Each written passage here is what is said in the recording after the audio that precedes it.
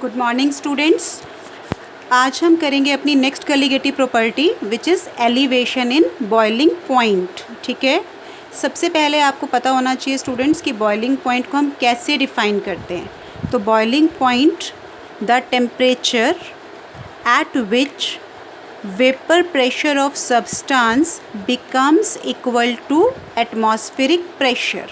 मतलब ये वो टेम्परेचर होता है जिस पे किसी भी सब्सटेंस का वेपर प्रेशर बच्चों एटमॉस्फेरिक प्रेशर के बराबर हो जाता है। ठीक है, तो अगर हम बात करें टी की, यहाँ टी मैंने लिया है boiling point of solution and T not हमने लिए boiling point of pure solvent.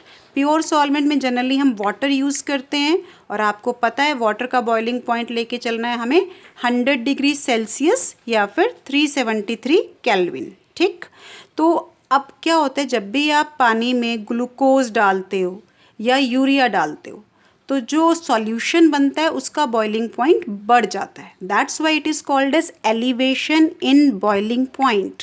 जितना आपके पास प्योर सॉल्वेंट का बॉइलिंग पॉइंट आएगा, सॉल्यूशन का बॉइलिंग पॉइंट हमेशा ही उससे ज़्यादा आएगा। ठीक है, तो वो डिफरेंस जो है इन दोनों के बीच का that is called as delta T B, where T is again I am repeating T is boiling point of solution and T naught is boiling point of pure solvent।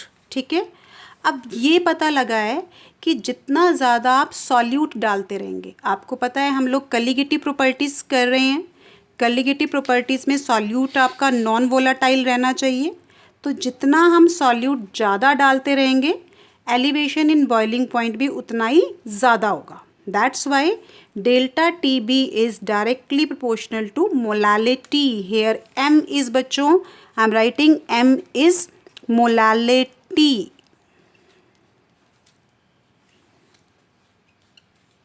M जो है वो molality है। ठीक है, M is molality. तो अब अगर हम बात करें डेल्टा TB की, डेल्टा TB हमारे पास क्या हो जाएगा KBM। डेल्टा TB KBM हो जाएगा, where KB is constant. KB constant है और KB को हम लोग बच्चे बोलते हैं, मैं यहाँ पे नोट कर देती हूँ, KB को हम लोग बोलते हैं ebullioscopic constant. It is ebullioscopic constant KB, ये KB को बोलते हैं हम लोग। This is KB called as ebullioscopic EBULLIOSCOPIC ebullioscopic constant. ठीक है, तो delta TB is equal to KB। M को हमने ओपन अप करके लिख लिया। M हमें पता है number of mole of solute dissolve पर kg ऑफ सॉल्वेंट। अगर सॉल्वेंट का वेट बेटा आपको ग्राम्स में दे रखा है तो आपको इंटू 1000 करना है वहाँ पे। ठीक है, नंबर ऑफ मोल अगर दे रखे हैं तो यही फॉर्मूला अप्लाई होगा, बट अगर नंबर ऑफ मोल ना दे के वेट दे रखा है तो आपको पता है कि जो वेट होता है, वेट को अगर मॉलिकुलर वेट से डिवाइड कर दें that will comes equal to number of moles.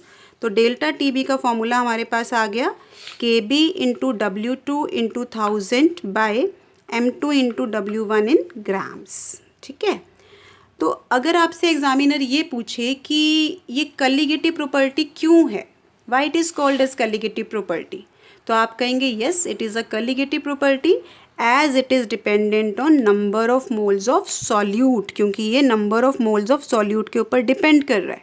और अगर ये number of moles of solute के ऊपर डिपेंड कर रहा है definitely it is called as colligative property. इसको हम कलीगेटिव प्रॉपर्टी कॉल करेंगे।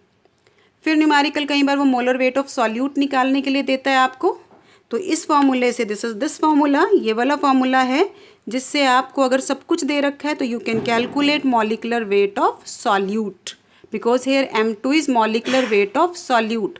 यहाँ M2 जो है वो मॉलिकुलर मास सॉल्यूट का है।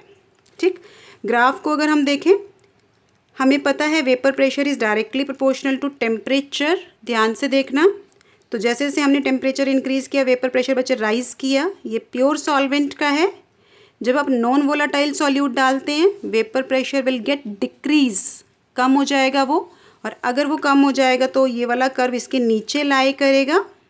ठीक, this is the temperature at which vapour pressure of water becomes equal to atmospheric pressure.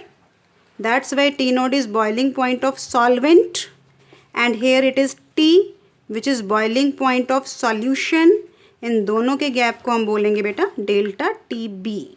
तो delta T B is T minus T naught, वो टी माइनस टी नॉट होगा। ठीक है, so hoping elevation in boiling point clear हो गया आपको। अगर कुछ पूछना है you are always welcome to ask. Okay बच्चे, थैंक यू, बाय।